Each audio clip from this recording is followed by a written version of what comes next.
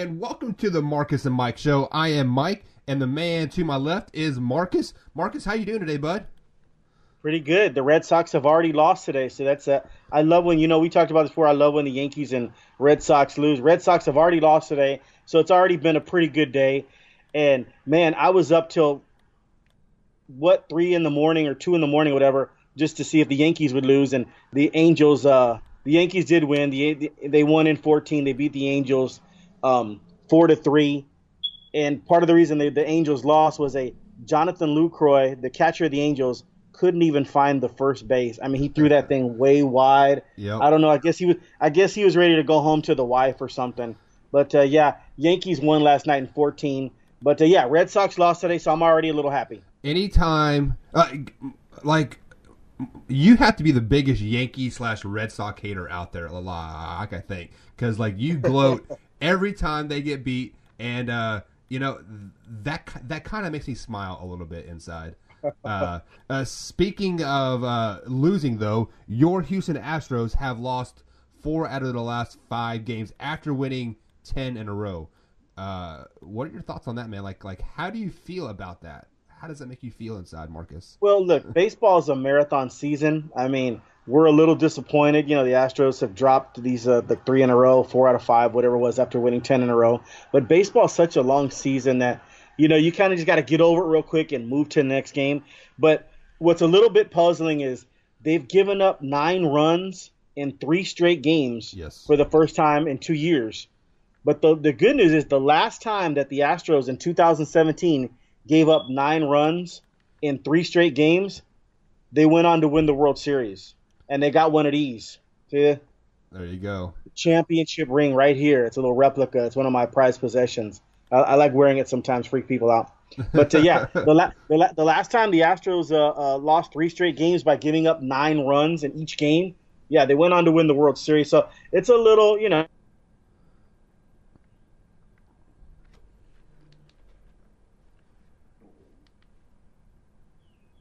That's just the way baseball is, especially when you have a really good team like the Astros. Yeah, and quite frankly, April doesn't mean anything right now. I believe there's a player with the Brewers that has the most home runs before May 1st.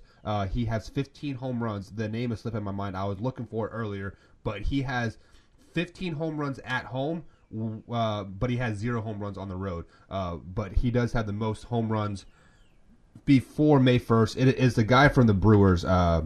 Pitcher. Yeah, his name's slipping my mind, but I'm still kind of bitter about the Brewers by taking away all of my guys. They took away Moustakas, they took away Kane and our pitching staff. So I wish ill will on the Brewers. No, I'm right there with you. And then a little side note to baseball last night: Fernando Rodney, the closer for the Twins, who's been around forever. Guy, he's almost as old as I am. We're right around the same age. He passed up this. Thing about this for a second. He passed up Cy Young, for the most appearances. Going to the mound, most played. I mean, not plate appearances, but mound appearances. With 907. Think about that for a second, Michael. You go to 907 appearances in Major League Baseball. Fernando Rodney moved, I think, to 24th all time, passing up Cy Young last night in his when he closed out the Astros there. That's an amazing feat, man. You got to give Fernando Rodney a lot of credit. When you pass up a name like Cy Young in appearances, I mean, you got to go home. He had to drove away home from the baseball park last night, or went to his hotel room last night, and just looking up, thinking, man, what a life I've led. Yeah. Pass up Cy Young. That's crazy. Anytime in the baseball realm, if you get to pass up a big name like a Babe Ruth or a Cy Young or a Nolan Ryan or anybody to that nature, you're living life on the good path. Yeah. So big shout out to him. I hope they do bad because Twins are in the same division as the Kansas City Royals, and they're currently 14-6 or 13-7 or something like that, leading the way in the AL Central. So they can lose about 10, 12 games in a row right now. That'd be awesome. but it is what it is. But Marcus, let's just get right into the NFL draft. It is now 2 days away. Today's Tuesday afternoon. When people are listening to this, it's about 6 p.m. on the East Coast time. And yesterday, you threw out a name, Frank Clark from Seattle Seahawks. Him and the Kansas City Chiefs were in talks. I hadn't heard really a lot about that, until you brought it up. You hit the nail on the head, and that deal got closed today. How do you think this affects the draft now, for one, and does it really help the Kansas City Chiefs? Is this better than the 27th overall pick?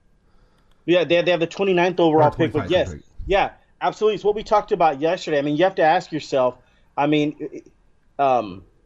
is Ford better than oh my God, excuse me. I'm thinking of D Ford for Kansas City. Frank Clark. Anyways, is Frank Clark better than the 29th overall pick? Absolutely he is. And then you lost D Ford. The Kansas City Chiefs lost D Ford in free agency.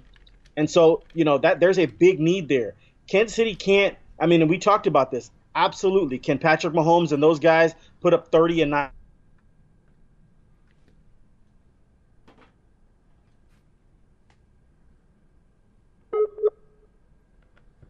All right, guys. Looks like we lost a little bit of connection with Marcus here. Yeah. So there you go. Now you're back again. You have to put pressure on the other team's opposing quarterback. And Frank Clark is a big step in that direction. The Kansas City Chiefs, from what I hear, think he's even better than D Ford. We'll find out. Very quickly here. You signed Emmanuel Ogbah, and so we'll see what happens there. But Chiefs had to make this move because I think if they don't make this move, I think, with the 29th pick is a good pick. Every pick is, a premium pick. Even third rounders are good picks. Yes. But it's a first round pick, so it's a big deal. I actually think that other teams like a Dave Gettleman, Mike Mayock, Gettleman for the Giants, Mayock for the Raiders would have jumped in there. And if Frank Clark's on the trading block there, they might have jumped in ahead of the Chiefs to try to make a deal. And they had better picks than the Chiefs. Yep. You brought that up to me. Yeah, the Raiders could give the 24th pick. The Chiefs can give the 29th pick. I'd rather have the 24th pick. You know what I mean? So the Chiefs had to get this deal done ASAP before other teams jumped in, and they did it. They did their due diligence. I think they give up a second next year, which is fine for a player like a Frank Clark. Yes. If he performs. And they swapped third rounders this year. So, yeah, absolutely. Frank Clark to the Chiefs. I think Chiefs fans got to be on cloud nine. You found your replacement. You have found your replacements for Houston and D Ford and Ogbah and Frank Clark. So you got to be thrilled with that. It's not like they're going to be so much more productive than Houston and Ford. But you talked about the injuries with Ford and Houston, how they're never on the same day. Right. So just getting Ogbah and Frank Clark for at least 14 out of the 16 games next year would be a big deal, a step in the right direction. Gun to my head, I don't think at Justin Houston's finest and D Ford's finest that Frank Clark and Ogbah are better than those two, but they're right there. And if you can get them healthy, that's half the battle. You don't make the club in the tub, as they say in training camp. Yes. So just to have those two on the field, young players, Ogbah and Frank Clark together, pass rushing for the Chiefs, is going to do wonders for them. And I think it'll put them somewhere in that middle of the pack defense. When you have a Mahomes, and a Tyreek Hill, and that combination with the tight end there, you just have to really be in the middle of the pack defensively. You don't have to be a top 8 defense. You got to stay around that 15-16 range, because without Ogbah and without Frank Clark, you're in that 20-something range. You don't want to live there, because then it puts a lot of pressure on Mahomes to put up 4 or 5 touchdowns a game. He can do it, but you'd rather have your defense in the middle of the pack, and getting Frank Clark puts Kansas City Chiefs in the right direction. Yeah, and like I wanted to refer to what you said earlier. Chiefs fans should be on cloud nine. We should, but me as a Chiefs fan, I am breathing a sigh of relief because after the show, I got a Twitter update saying that the Colts, Raiders, and Ravens were all interested in Frank Clark as well. And history shows me when other teams start expressing more interest, the Chiefs seem to clam up a little bit and they don't dot they don't dot their I's and don't cross the T's. So I was really nervous, and then I got off work and I received a text message from a good friend Matt, and I was like, ooh, finally. Just a big sigh of relief. And so this defense is starting to look a little bit more positive, and then I look at what free agents are still out there, what big free agents names are still out there, and do not be surprised if Justin Houston tries to come back to Kansas City Chiefs. He's still out there, hasn't been signed yet. Dominic and Sue hasn't been signed yet. And even Eric Berry hasn't been signed yet either. So these are three fairly young players. I mean, Dominic Sue I think is 35, but I think he has a couple good years left in him if he can stay healthy. But Eric Berry is 30, and Justin Houston is only 31 as well. So do not be surprised if those three guys are possibly in a Kansas City Chiefs training camp uniform. Absolutely. I mean, if you're a Kansas City Chiefs, if you're the general manager and you're Justin Houston and you're like, hey, I don't want to retire yet, and you've made Kansas City your home, what better place to come back to? Just sign for the veterans minimum, right? And then you can mentor Frank Clark and Agba, and you can show them how the Chiefs do things. That's possible. Ndamukong Suh is also out there as well. I think that there's something. The reason Ndamukong Suh hasn't been signed yet is because if you sign him before the draft, I think there's some kind of stipulation where you have to give the Rams a 7th round or 6th round pick. Okay. And not that Ndamukong Suh is not worth that. I wouldn't want to be in the business. I might need that pick for a trade pay. Right. So I wouldn't be in the business of trading a 6th or 7th round when I can get a Ndamukong Suh for nothing for just a veterans minimum. I don't want to give up a 6th round pick. So look for teams like the Chiefs, like the Texans, right, to go after a Ndamukong Suh after the draft when they don't have to give up a 6th or 7th round pick to the Rams. And I misspoke on his age. He's only 32, not 36. I wrote down that note's wrong. I had to go back and fact check because that didn't seem right because he's only been in the league for 7 or 8 years, and he hasn't missed a start in 7 years. So just keep that in mind. He's very, very durable as well. And then just looking at it from the Seattle Seahawks side, if I'm one of their fans, I'm a little I'm happy about the Russell Wilson thing, great, but I didn't want to give up a player like a Frank Clark. Yes, you get the 29th pick. The only reason I'm a little bit happy, if I'm a Seattle fan, is this is a defensive-heavy draft. Yeah. So they have the 21st and 29th selections. If they see a can't-miss prospect, you can take 29 and 21 and move up to 15. That's possible. Or you can just stand pat at 21 and 29 from the Seahawks perspective that I'm talking about, 21 and 29, and you can get two good defensive players there, maybe a Cleon Farrell from Clemson, a Burns from Florida State. Or if you see one of those players, you can, like I said, you can package the picks and move up and get that player to replace Frank Clark. So having 2 picks in the first round is some flexibility for the Seattle Seahawks. One thing I'm a little bit upset about though is you got to be careful. You got to pay Russell Wilson all this money, and you couldn't hold on to Frank Clark. Sometimes that can be bad business if you don't hit on these draft picks. To give up a player like Frank Clark, it hurts. It makes Russell Wilson now have to score more points because Frank Clark is not giving you his 32 sacks in 3 years. That's the production he gave. So if you don't find that with the 21st or 29th pick or a free agent, it hurts your team. And so, but you look at it from the cap standpoint. The total money given to Russell Wilson, $168 million. The total money given to Frank Clark's like $105 million. Add that up, it's $273 million. If you were to tell a Seattle Seahawks owner or general manager that you'd have to give $273 million over a 4 or 5 year span to 2 players, I don't think they'd want to do it. And that's why Frank Clark was moved. Yeah, and just to add to your point there, this is such a defense of heavy draft. So if the Seahawks have a guy circled like, hey, this is our guy, I don't know, take a Sweat, and since this is such a defensive of heavy draft, teams are going to be moving up to get offensive players because offensive players always go off the board first for some reason. Like the top 10 picks, you will get more offensive players than not. So like if a team has an offensive need, they're going to probably try to jump up in that top 10 pick there, and that is positive for the Seattle Seahawks or any team that's looking for a good defensive player, especially a defensive edge pass rusher, because those seem to be a premium right here in the first round. I think there are 10 of them that are projected to go in the first round. So that right there is very, very positive for the Seahawks and the Seattle Seahawks fan base. But this is a question that I wanted to ask you last week, maybe 2 weeks ago, when Russell Wilson did sign that big deal.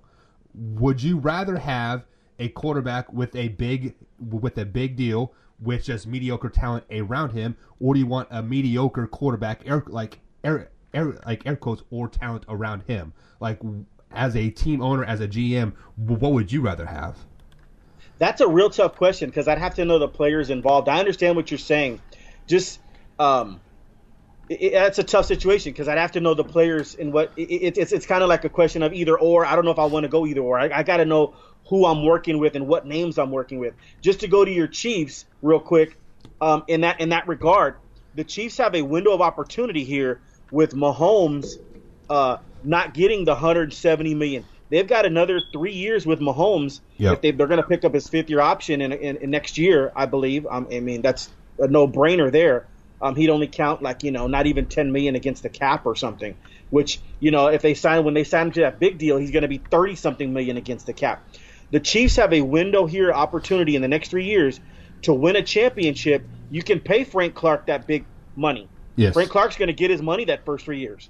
You have a window of opportunity here to win a championship when you don't have your quarterback in that $150 million range, $130 million range. So the Chiefs are in prime position right now to do what you were talking about the question you just asked me, to pay a quarterback. But this is no mediocre quarterback. Right. That's what's on the Chiefs side. You've got a top 5 quarterback making, he's probably in the bottom half of the money, even though he was a high first-round pick.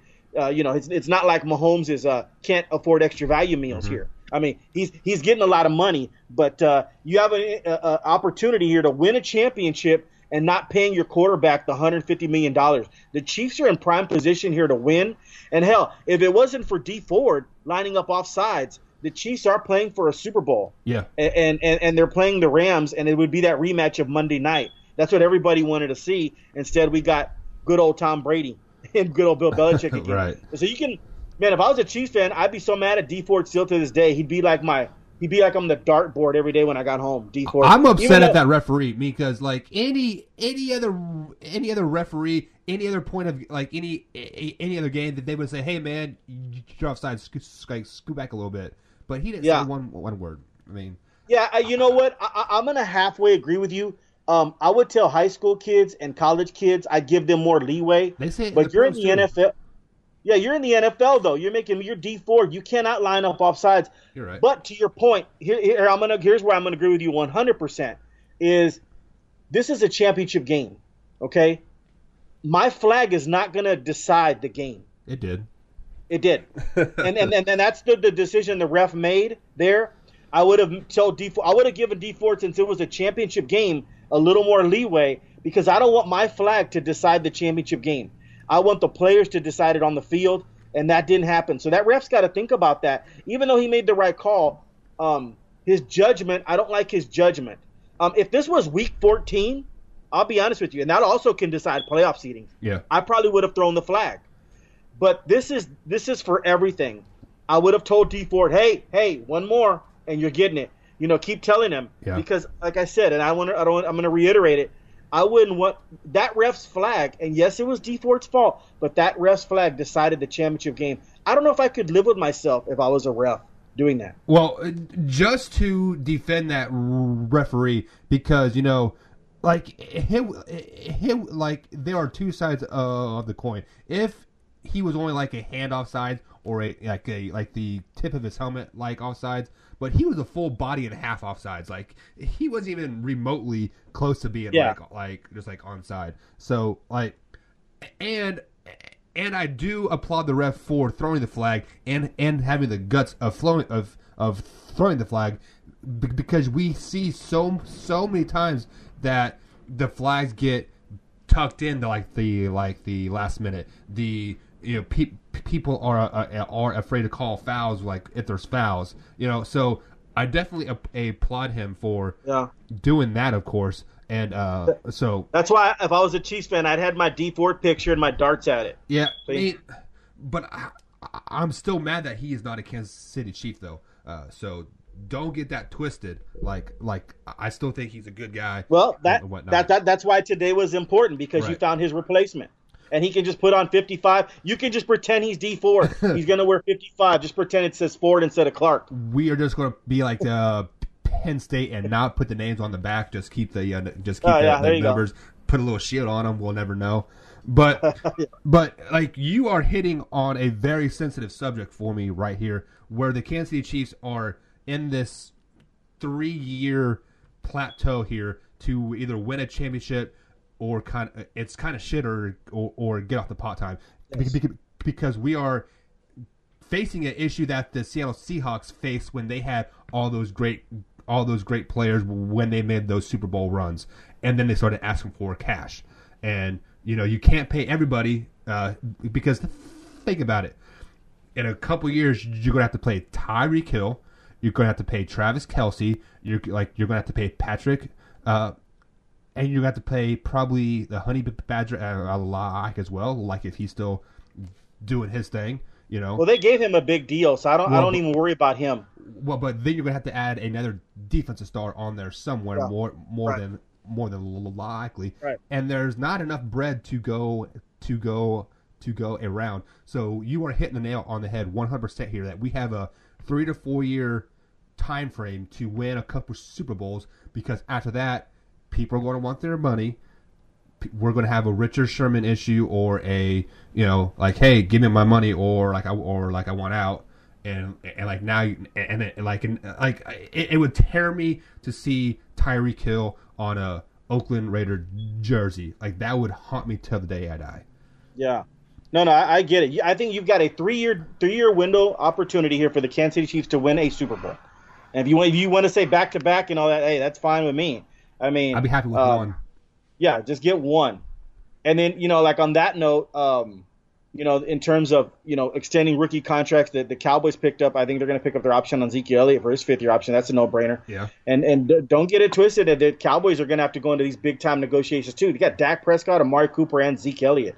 Don't be surprised if Amari gets his money, Dak gets his money, and Zeke does not get his money. Yeah, they proved that when last tailback they had that went to the Titans, DeMarcus Murray. Yeah. So, Murray. Yeah, because let's be honest, tailbacks are a dime a dozen in this league. Absolutely. You basically eat them up and chew them out. That's why Le'Veon Bell did what he did. He sat out a year. He wanted he wanted his money because he knows he's done in 2 years. I mean, whether you want to face it or not, the average lifespan of a tailback is 2 to 3 years less than the average player of any other player on a NFL team, just because of the wear and tear of their bodies carrying the ball, that kind of thing. So I definitely agree with you. Dak and like Amari will definitely get their money before Zeke does. I wouldn't be this is Zeke's 3rd year. I wouldn't be surprised in next year's draft or the year after that they are looking for his replacement in the draft. Yeah, this is Zeke's 4th year coming up, and they're going to pick up his 5th-year option. So you got 2 more years with Ezekiel Elliott. So that's probably going to be a big time contract negotiations there. And absolutely, you're always looking for running backs. Yes. Actually, the Texans and the Cowboys were looking to get Pride Duke Johnson off of Cleveland, and that's a possibility as well, because Cleveland is stacked at running back right now, especially when they get Kareem Hunt in Week 9. Right. I mean, Duke Johnson's a little expendable, and Duke Johnson would look good in a Cowboy uniform or a Texan uniform. they both need backup running backs, the Texans and the Cowboys. So yeah, and just to add to your point there, running backs don't get a lot of money either because it has become a two-headed monster yes, system, and it's hard to pay money for two tailbacks. Look at the Rams, what they did last year. C.J. Anderson and Todd Gurley. So you know, C.J. Anderson took the load during the Cowboys playoff game. So Todd could show out the next game. And C.J. Anderson's still getting first downs. Yeah, he just destroyed Dallas. Yeah. On the bright side, he is now with the Detroit Lions, so I don't have to worry about that too much anymore.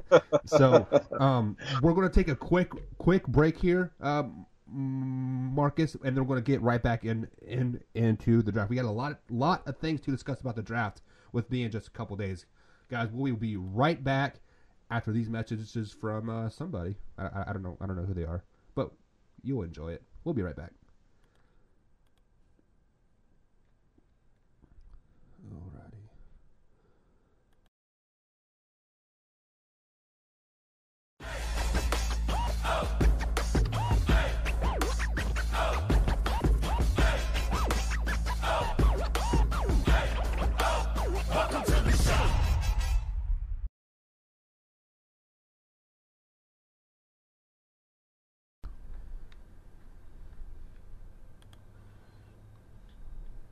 Gotcha. All right, guys, welcome back to the Marcus and Mike show. Like I said, I am Mike. The man to my left is Marcus. If you guys are not following Marcus the Freak on the Twitter machines, the details are in the description below if you're watching us on YouTube. I'm at mbuck41. Marcus is at Marcus the Freak. Follow us on Twitter. Interact with us. If you have any draft questions, direct them towards Marcus. He's a very knowledgeable guy in the draft. This is his Christmas. This is his Hanukkah, his Kwanzaa, Christmas, and New Year's all in 1 week. And it lasts for 3 days. It's like Thursday, Friday, and Saturday. It's wonderful. And then Sunday, he is going to be so hungover from all the excitement that he will TiVo the draft and replay it over and over and over. I actually do watch. I do watch the Texans and the Cowboys drafts again just to make sure I didn't miss anything. I always do. I always DVR it. So yeah. There you go. So Marcus. Before we get into you guys, if you're listening to us on the YouTube, welcome. Be sure to hit that subscribe button with the bell icon. We do upload content almost every day, usually at 6 p.m. Eastern time is when it premieres. iHeartRadio, iTunes, etc. Go ahead and leave a follow and a comment and a ranking as well. We do have a contest going right now from now until May 5th. If you leave a ranking and a comment on the iTunes, you have a chance to win $100 through Taco City, a great taco place here in Sellersburg, Indiana. It's pretty good. It's authentic Mexican by white folks, so I'm not sure how authentic that really is, but it is really good. So Marcus, I want to get right back into the draft here. I got a report on my phone right before we came on the show here that the Redskins are entertaining a trade with the Jets to move up in the draft. Redskins are currently sitting at the 15th pick, and they're looking to jump up to that 3 spot.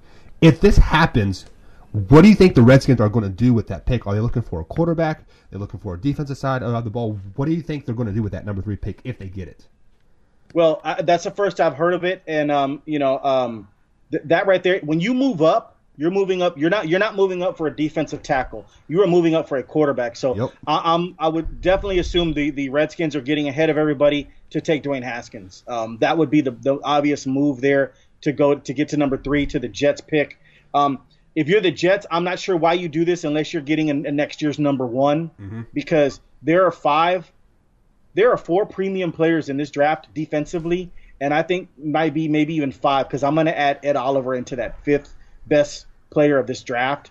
I don't know why, if you like everything you've seen from Josh Allen and Quentin Williams or Nick Bosa, you stand there at the Jets pick at 3, and you're going to get one of those 3 players, one of those 4 players.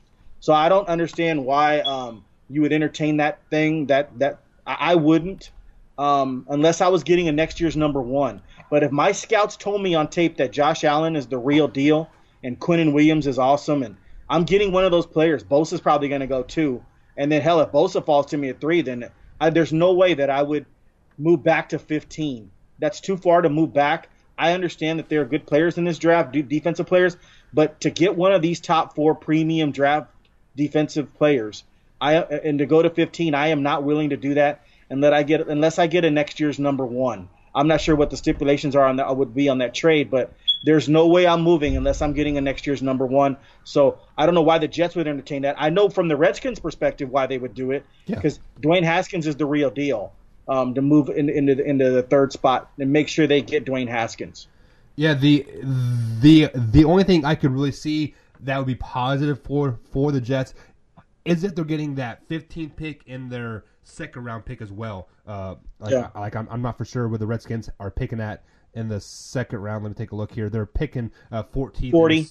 So they're picking 46th in the 46. Yeah. So I mean, a first and just like we've been hitting on, this is a defensive side of the ball premium draft, and if the Jets think they can still get a good defensive player at that 15th spot, why not move down and pad your picks? Because there are 10 defensive players that are ranked in the top 15 or higher. The other 4 are. The other 3 are quarterbacks, and you have a tight end as well that are currently projected in the top 15 picks here. So if you think you can get a Sweat, maybe he drops down. Maybe somebody like a Ed Oliver, he bumps down. Who knows? Yeah, I mean, you're 100% right, Michael. There's a Christian Wilkins. Rashawn Gary. There's a number of players that could be there at 15, but I don't think they're as good as, my point is, I don't think they're as good as Josh Allen, Quinnen Williams, or Nick Bosa, and that's who the Jets would guarantee them getting at the 3rd overall selection. So I think a next year's number 1 would be in play here. I mean, they may not be as good as those guys, but they might be a step down. Right. But if you add 2 of those guys versus just 1, that adds depth to your team, and you have 2 guys that are just a step down that are on the field consistently when Josh Allen has to take a break every 10 plays. So I get it. I just want a next year's number 1, so we'll see what happens on that thing. Yeah, and I definitely see what you're saying, and then I was following some boards here. This is a NFL UK thing. There's a lot of New York Jet fans in the UK, which is kind of surprising to me. But hey, you guys want to root for losers? Go for it. But they were saying that like they want to draft a quarterback 3rd overall. They want a quarterback, or they wanted to trade that pick. If you are the Jets, you said their new GM likes the defensive side of the ball, edge pass rushers, etc. If you are the Jets GM with that 3rd pick, do you look to trade that pick at all, or are you satisfied with getting Josh Allen or somebody else, like one of those top 3 picks? Or do you want to move down? Listen, when you get a top 3 pick, you don't want to get another top 3 pick. You're looking to always improve your team. There is no way. Leonard Williams from USC, their former 1st round pick from a few years ago, taking on too many double teams. Life is hell for him, and even though he's getting paid a lot of money for the hell, but I got to give him some help. And giving him Quinnen Williams, Nick Bosa, or Josh Allen, I have to help out my defense. Listen, I'm not too worried about the quarterback situation for the Jets. I think Sam Darnold's the real deal. You just signed Le'Veon Bell. You got a good core of receivers, Robbie Anderson and Aniqua, number 81. I think you're fine offensively. You have a decent offensive line. It's not great, led by Carpenter.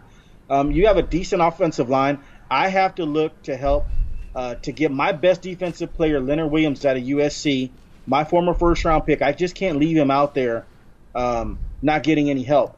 I have got to take one of these blue chip prospects, and that's going to be either Nick Bosa, Quinnen Williams, or Josh Allen. I would stay right there at number 3 and go defense.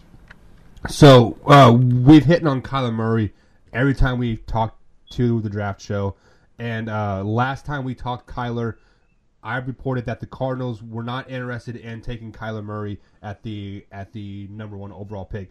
I thought it was all kind of smoke and mirrors. And then ESPN analyst Todd McShay is saying that he's a 99.9% sure that Kyler Murray is going to the Arizona Cardinals.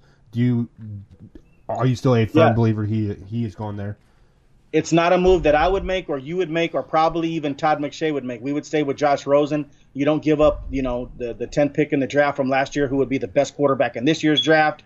You don't give up on him, but they're going to do it. Kyler Murray will go number 1 to the Cardinals, and at that point in the draft, wheels are spinning because now Josh Rosen is on trade block, and if I'm Josh Rosen's representation, his dad, I am very upset. You're just using my son. You need to tell me that you want to trade us.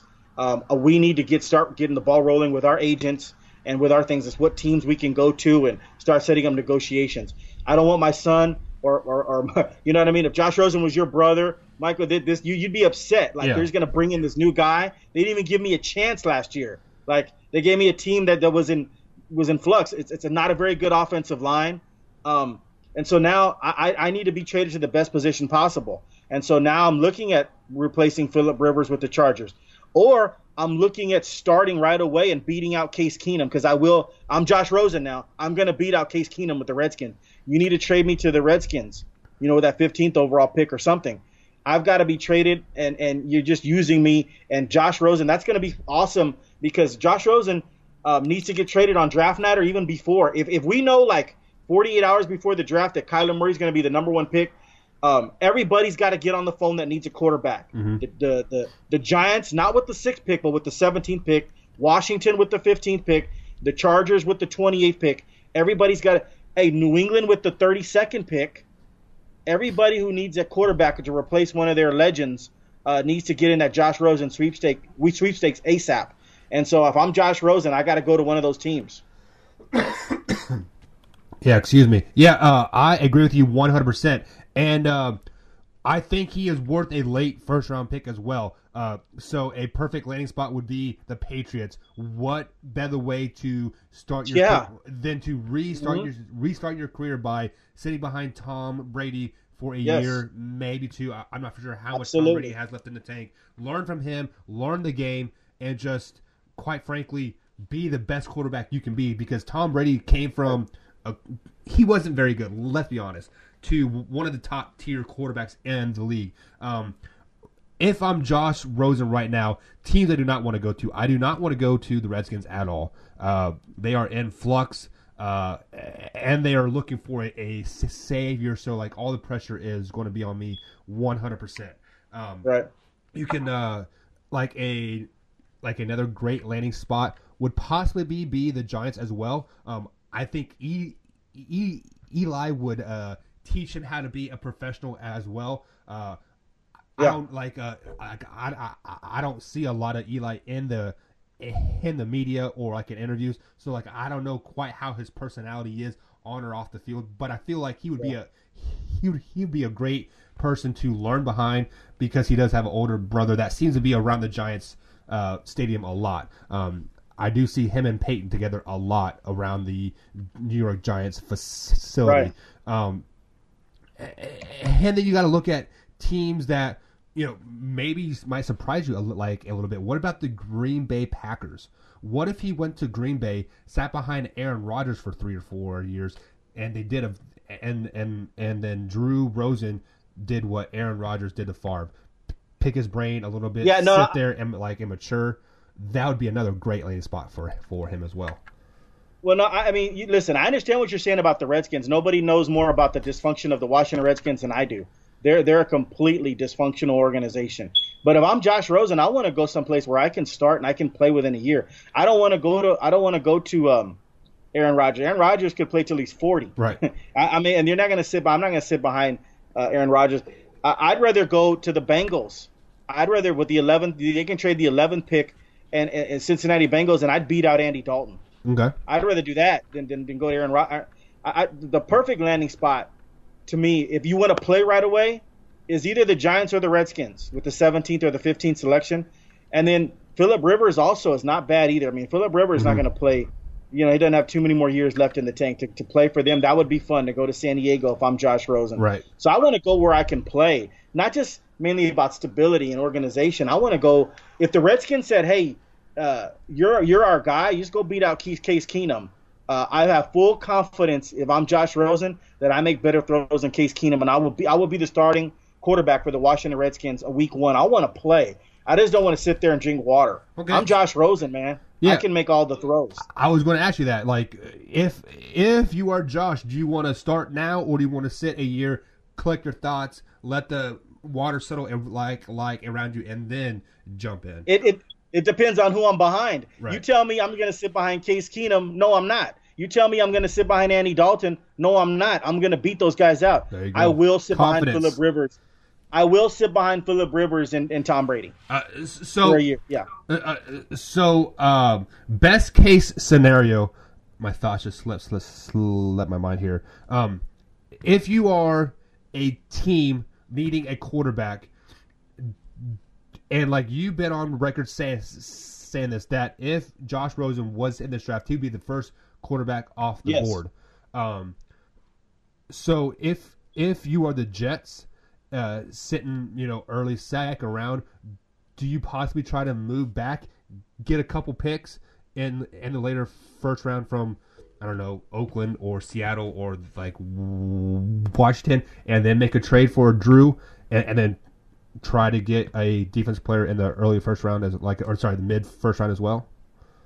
No, I have no interest. If I'm a Jets fan, I have no interest in Josh Rosen. I got my quarterback, Sam Darnold, who I think is better than Josh Rosen. Okay. Because I passed on Josh Rosen last year, and I took Sam Darnold. So there's no way. No, you're the Jets. You stay right there at 3. You don't fool around, and you're in a great position if you're the Jets, because Nick Bosa, Quinnen Williams, or Josh Allen are going to fall right into your lap.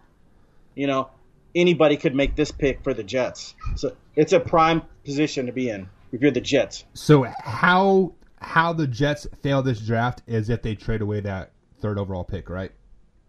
Yes, unless they're getting a next year's number 1, but I don't even know if I'd be doing anything. And like if somebody wants to come up and get Dwayne Haskins or Drew Lock, I think it'd be more for Dwayne Haskins though. I would entertain it. They'd have to give me a next year's number 1. If next year's number 1 is not on the table, and you're just going to give me a 2nd-round pick and your pick, no, I'm staying at 3.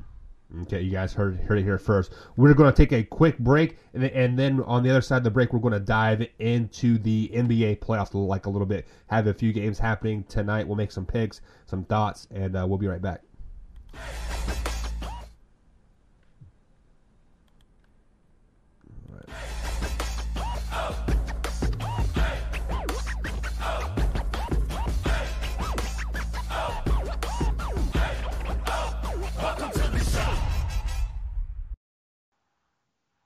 Alrighty, guys, welcome back to the Marcus and Mike show. Marcus is over there flashing his bling the Houston Astro championship ring. I would have my 2015 Royals flag hanging in the back here, but it's been raining so bad and this area leaks real bad. I don't want to get it all nasty, but I'll get it up next week, maybe. We're making a comeback. 85 to 2015 is 31 years, so we'll be back in 2047. Next championship for the Kansas City Royals.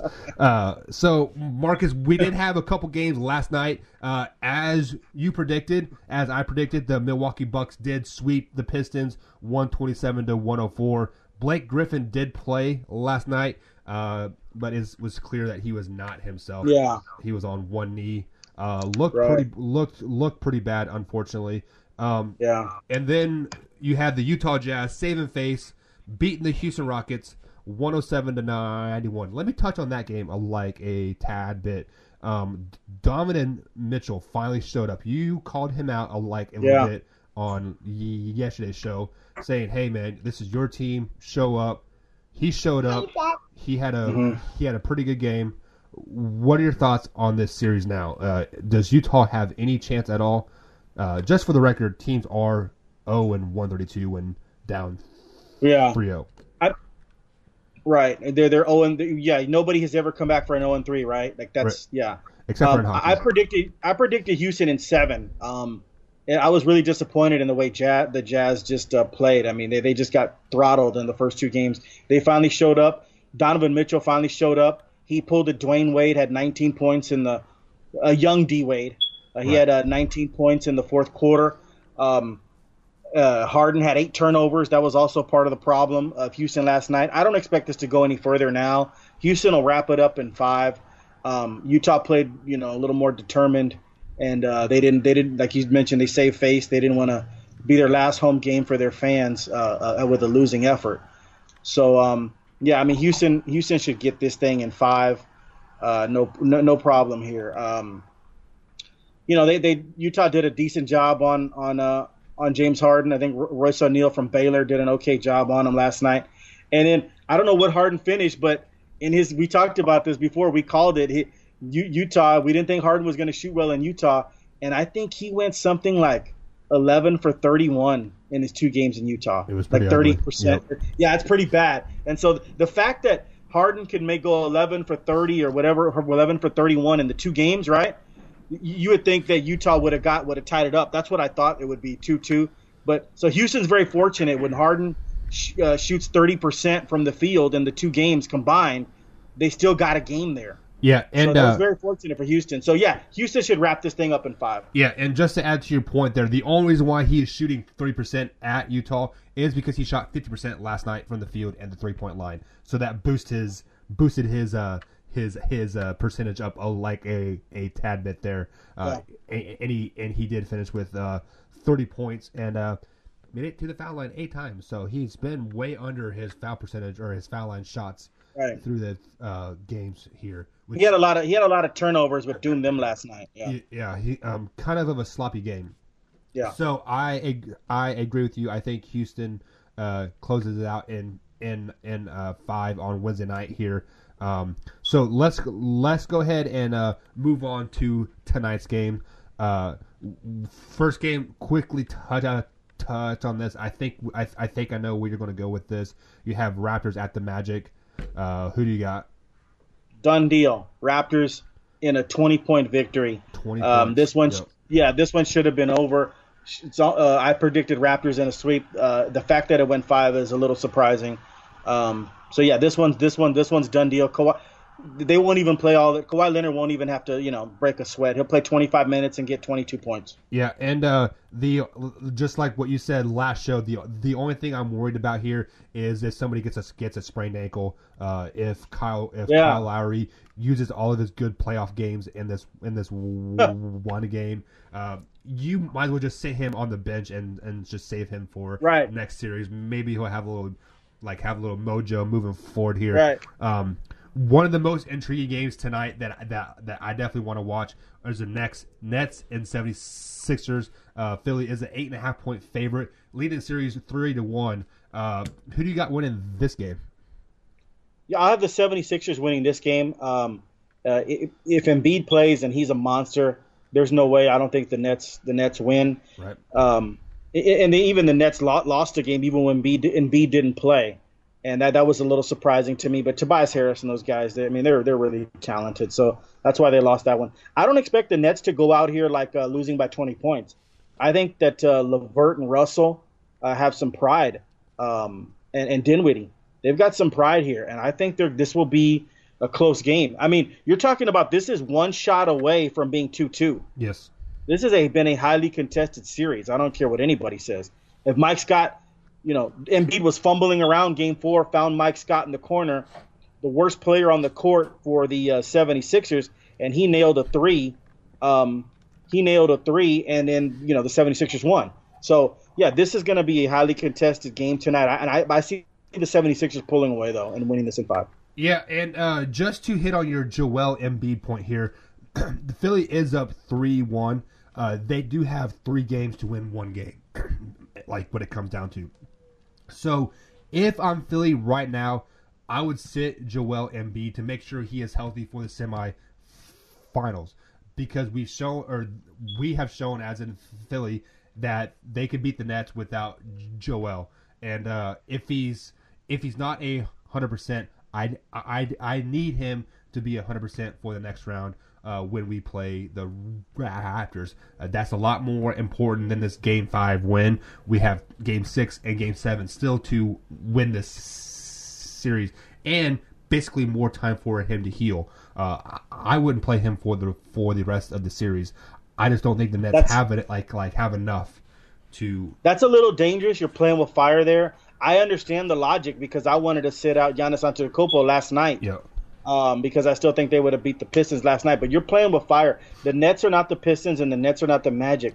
They actually have players that can get up and down the court and score at will. So I would play Embiid if he was a little healthy here. Maybe limit his minutes a little bit. But you don't want to fool around with the Nets. Like I said, This is a shot away from being – Mike Scott misses that shot, it's 2-2. Yeah, I mean – in other words, you don't fool around with the Nets. You sit out Embiid – and the Nets could win this game, and now you find yourself in a long series. Yeah, I mean, I definitely agree with what you're saying, but you are also saying that the Nets can go and beat the Sixers 3 games to 0, and I don't think that's going to happen, even if they have Joel Embiid in there or not. So I would put him on a time restraint, like, hey, you're only playing 20 minutes. Just to make sure he's healthy for the Raptors, which he won't be healthy. He is never healthy, but healthier. Just a little side note here. This is the first time since 99 through 2001 if Philly makes it to the semifinals that they made it to the semifinals back-to-back years. And that team had Larry Brown as a coach and Allen Iverson as the point guard. So it's almost been 18 years since they made it to back-to-back semifinal games. Wow. So just kind of food for thought there. Next game up on the docket, your San Antonio Spurs take on the Denver Nuggets here. What's your thoughts on this one? I'm a little nervous about this one. I think San Antonio has been the better team throughout the series.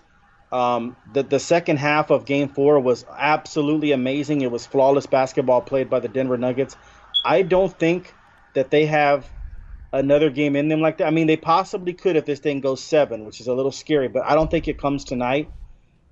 Everybody, their backups played well against the Spurs. Their backups were hitting threes. And so I think the Spurs come through tonight.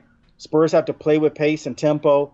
They can't get out and start running with the Nuggets. Nuggets run to the three-point line, run to layups, and they can't get in that kind of game with the Nuggets.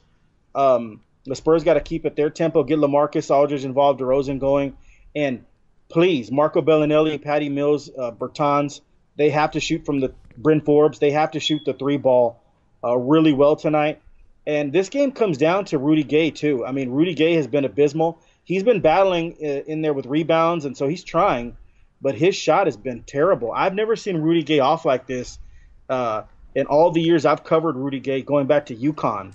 I'll be honest, I have never seen this before. And so I don't know what's going on with his shot or whatever, but if Rudy Gay – I'll make a prediction. If Rudy Gay gets you 20 points tonight, Spurs win. Because I think the shots will fall, and I think Denver's backups won't play as well tonight. That's hopefully because it's like a law of averages. I mean, Craig is not going to go 5 of 6 from the 3-point line again. Beasley's not going to hit all these threes again. Monte Morris, these guys are the backups. Will Barton has been horrible the whole series. Then Game 4 he decides to show up. I think Will Barton goes on another disappearing performance. So I think Spurs get this one in a close one. The Spurs, if they lose this series, they're going to be kicking themselves because they had a chance to go up 2-0. Yes. They had a 19-point lead in the third quarter in Denver, and they lost that game.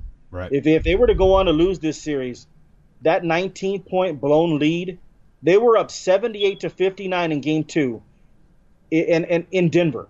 If they had gone up 2-0 on Denver, this series would be over. Yeah. So they'll go back and kick themselves, the Spurs, if they lose this series. But I think they win a close one tonight. Yeah, and I've been going back and forth on this game a lot. There's so much that I TiVo all the playoff games, and I rewatched Game 1 and Game 3. The Denver Nuggets have grown up so much from Game 1 to Game 3 or to Game 5 that it is almost a full season of basketball, or just like almost. I've been saying, hey, they need to learn how to win. They need to learn how to win. They need to be here. They need to mature. And this series, you can see that they have matured. If you watch Game 1, they're pretty sloppy. They aren't hustling the way they should. The playoff basketball is just not hitting them the way normal playoff basketball should. And if you look at Game 4, they showed up. They're hustling. They are winning the gritty points, meaning like they're jumping on the court to retrieve a ball. They're tying people up. Gary Harris is playing great defense. And with all that being said, I don't know if they have grown up enough. The Spurs have still been there. They've done that. They have a coach that's been there, done that time after time after time. And Game 5 is basically the Game 7 of the series. This will matter to the series. Whoever wins this game will win the series. And I think San Antonio goes into Denver tonight and beats them. It is a 5-point game. I think it's going to be under that. It's going to be a 1 or 2 point game in the end. It's going to be a very, very tight game. I want Rudy Gay to do well. I just don't see that happening tonight. He is in some type of slump. He needs to go home and have some mama's fried chicken or something. He needs a few days off to go find his shot. He needs to go back to his hometown, play some straight ball, get punched in the mouth, or he needs to do something. But I just don't see that happening tonight. I think DeMar is going to carry the team tonight, 30-plus points. Yeah, no, I mean, DeMar's been – the thing about DeMar and LaMarcus is they haven't been great, but they haven't been bad. So both these players are all NBA players. They're top 15. They're in that 11 to 15 range, DeMar and LaMarcus. But they haven't been, hey, put the team on the back type of guys. But They haven't been bad at all. They've shown up. DeMar and LaMarcus have shown up every game and played well. So they've been like their regular season. So that's why it's incumbent upon Derek White and Rudy Gay to step up and the 3-point shooters to start hitting some shots. I'm not blaming DeMar and LaMarcus on this series at all. But I think Rudy Gay is going to find his touch tonight. I think he's been stewing over it. They've been talking about it in the paper. He hasn't been very receptive to the media, and rightfully so. I think he's stewing over there. And I would not be shocked at all if Rudy Gay came out with a 20-point game tonight, and the old Rudy showed up. And that's what the Spurs need. And as your friend, as your colleague here, I hope he does well, just so you're not crying on the next show. Oh man! But moving on to the final game of the night. Another 10:30 start, so I'm not going to watch the game pretty much like it all. I'm totally relying on the paper and highlights. Oklahoma City to Portland Trailblazers. Portland does lead the series 3-1. Does Portland close out tonight at home? Yes, they do. Portland has been the most complete team in this playoffs. Terry Stotts has turned this thing around. Damian Lillard has learned how to become that leader, that dynamic player. And they know their roles perfectly. And Oklahoma City is playing like the team that finished under 500 their last 25 games down the stretch. They're playing like that team. And also Russell Westbrook and Paul George are not getting timely shooting from other people. Steven Adams has been horrible. He should be getting 20 boards a game. There's nobody really that can stand in Steven Adams' way, especially when Nurkic went down. Steven Adams, this should be his series. Getting 20 boards and 20 points, getting points off putbacks. We talked about that yesterday. Oklahoma City has not been getting shooting from Ferguson and these other guys. They don't have they just don't have it for whatever reason. They're playing like that team that came down the stretch and was losing a lot of games.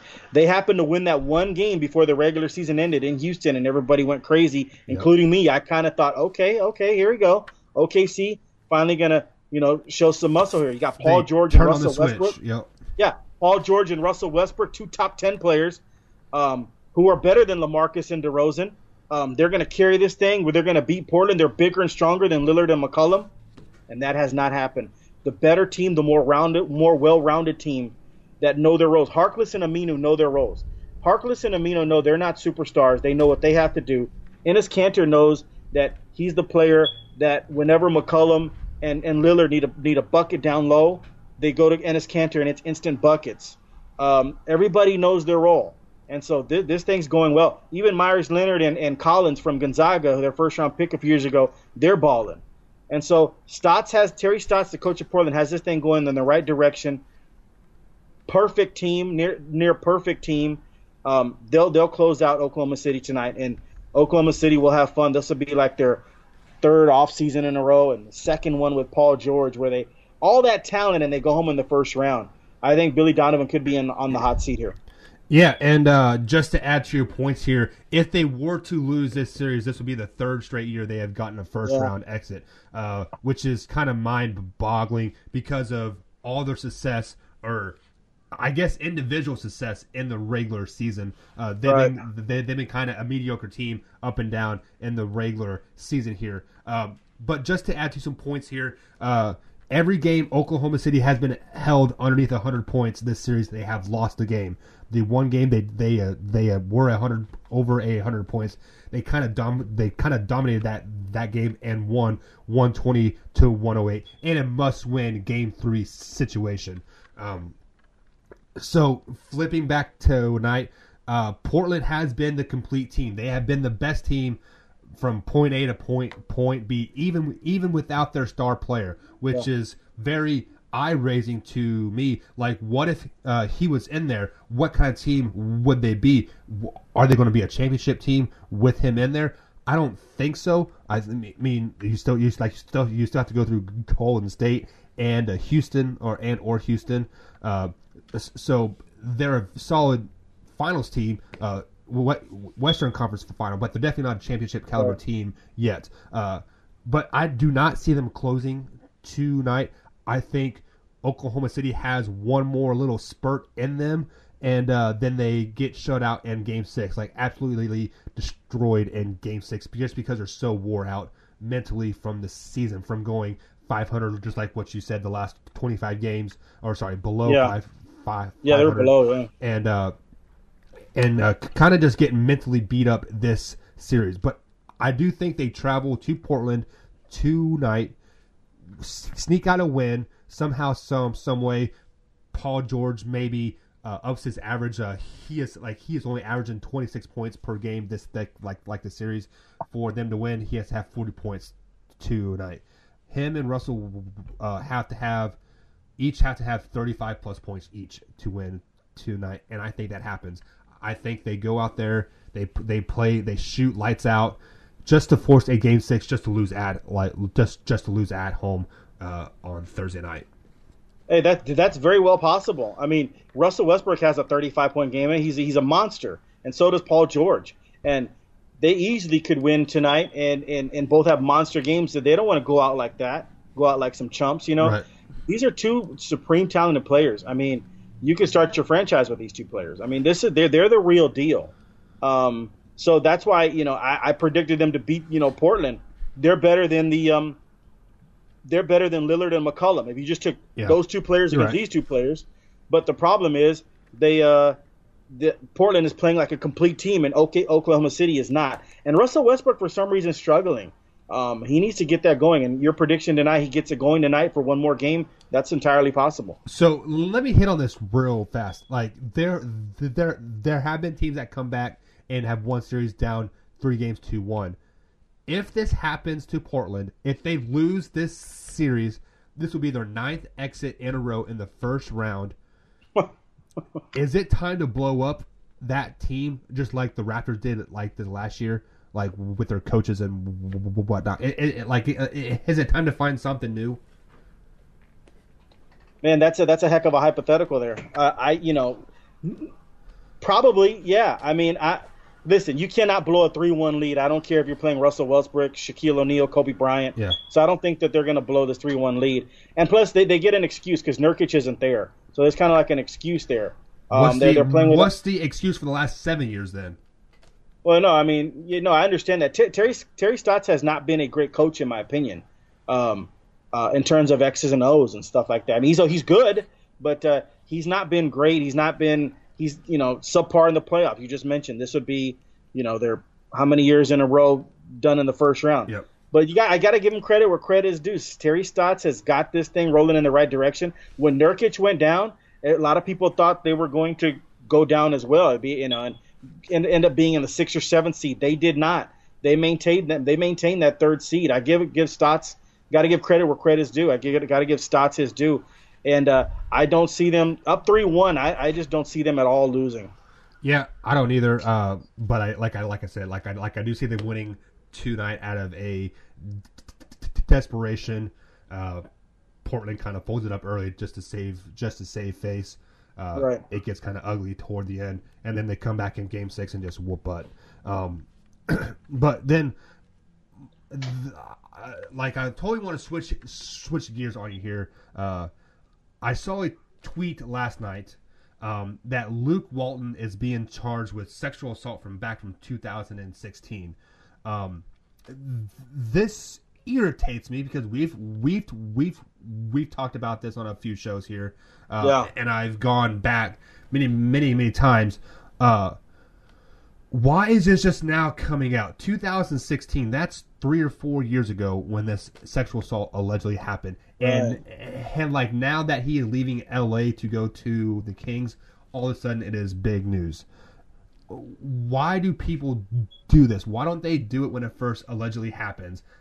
And supposedly it is a group of people that was there. I didn't quite read the article. I just saw the headlines because I didn't want to get myself upset. But I mean, it is news. We are in the sports news industry here. Had to bring it up. Luke Walton is being charged with sexual assault from 2016. So. No, you're 100% right. Common sense dictates your frustration. Yeah. Common sense tells you is your wife sexually assaulted by Luke Walton? Are y'all gonna wait till 2022 and say something? No, I want to handle it right now, son.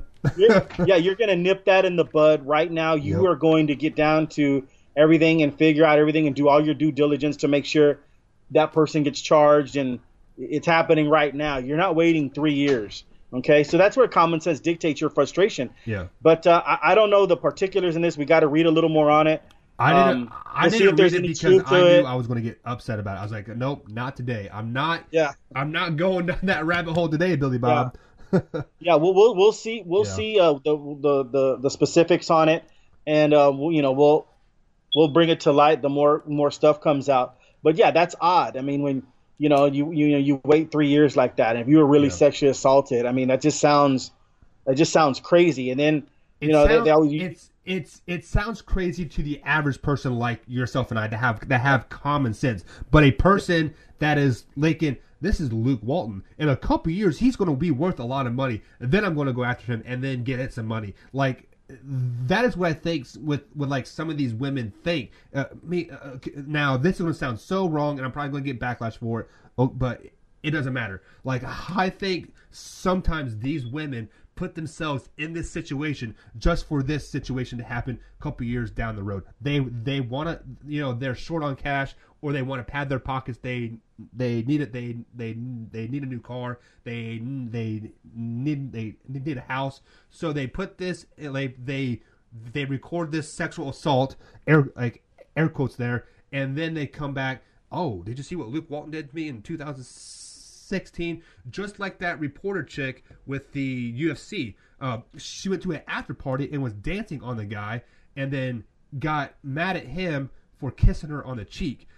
When she was basically giving him a strip tease, like at an after party. So, I mean, it's just sorry. Yeah, no. I mean, you can't put yourselves in precarious positions for stuff to happen to you. I mean, I've got 4 daughters, so I've talked about that till I'm blue in the face. Don't put yourself in that position. But the thing of it is, Luke Walton was rich even 3 years ago. So you have to come forward. I mean, if your daughters or wife or whatever, if you happen to put yourself in that position, which I hope that you don't.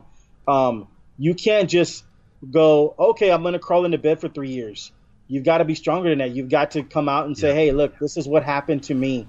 And so I wish more women would do that right when it happens, instead of waiting 20 years, 10 years, and things like that. But we'll know more when we get the particulars, get the specifics, and we can give a better judgment on it then. But yeah, I mean, to wait till 3 years, I mean, that just seems kind of crazy. Yeah, but it is what it is. I wanted to touch on that just a little bit.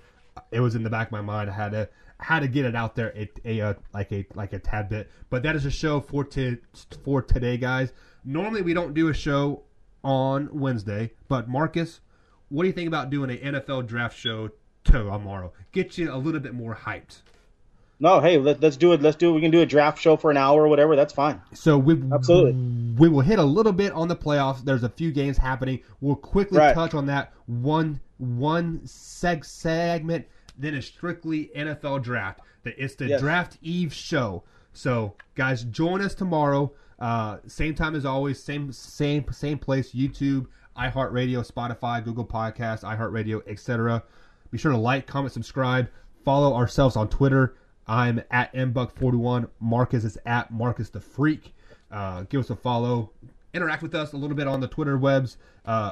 I like to interact with people because I troll a lot on there. So if you get a smart ass answer, it's normally because I'm trolling a little bit. But guys, join us tomorrow, same time, same place, and have a good day. Go Chiefs.